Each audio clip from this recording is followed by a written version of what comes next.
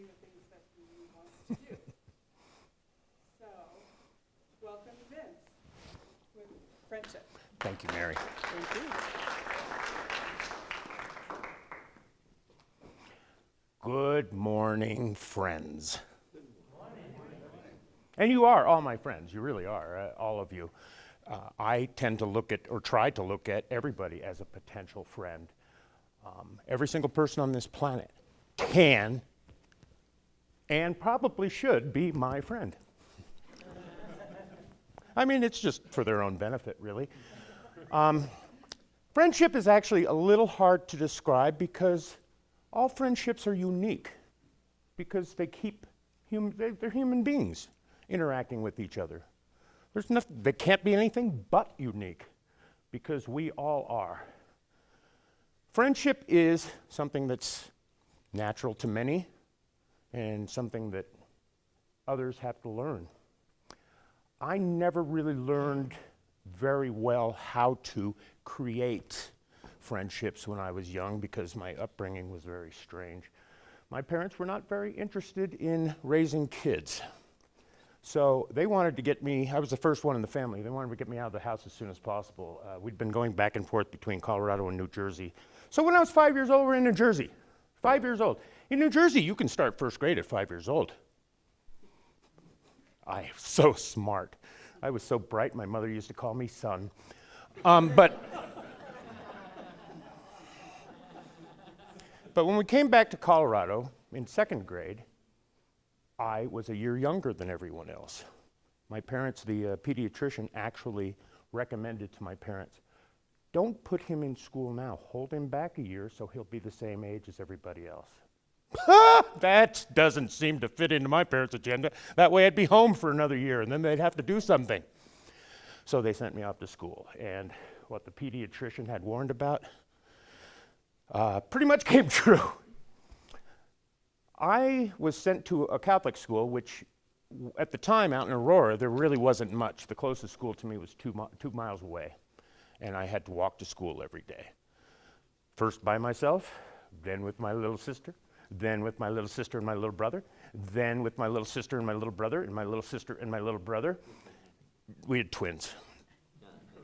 I was responsible for all of them. I was responsible for getting them to school every single day. Here I am, a kid of 9 years old, and I was just heaped with responsibility. I was heaped with responsibility. I was a year younger and a year smaller than everybody else. Guess what I was? Bully bait.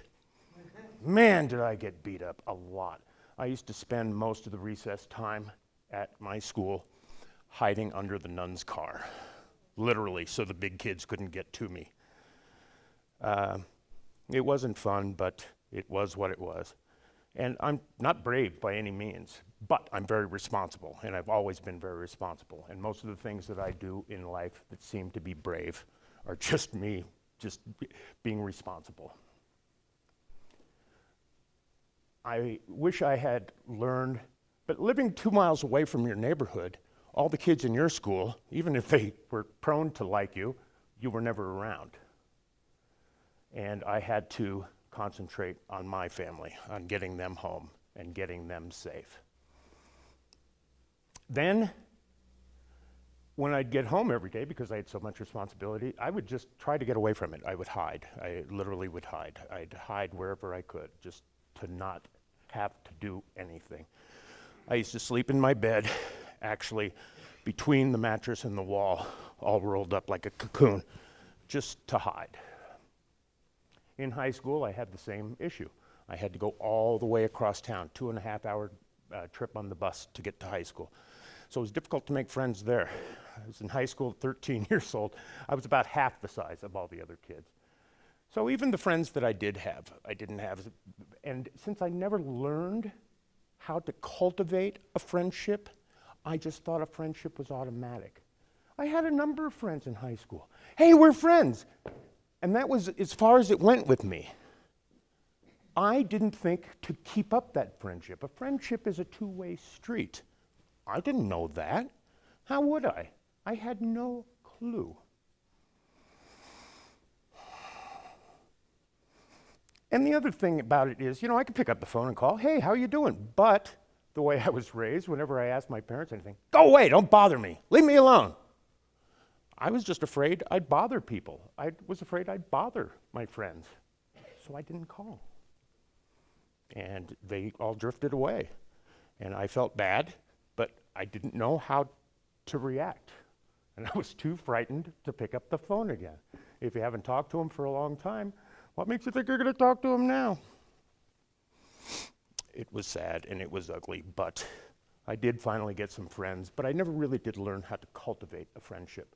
A friendship is just like a garden. I mean, you can put really nice stuff in it, and if you cultivate it, it'll grow and it'll be beautiful. But if you don't cultivate it, you may have kind of a brown, ucky looking garden.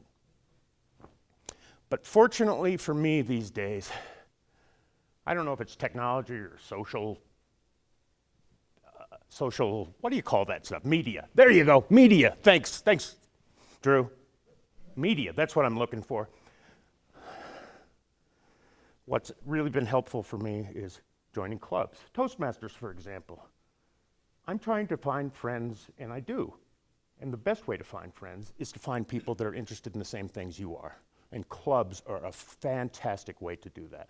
Toastmasters, my yoga class, hell, for that matter, my AA meeting. I mean, just places where people are of a like mind that hang out together. And that is just wonderful. But I do really have to learn how to cultivate.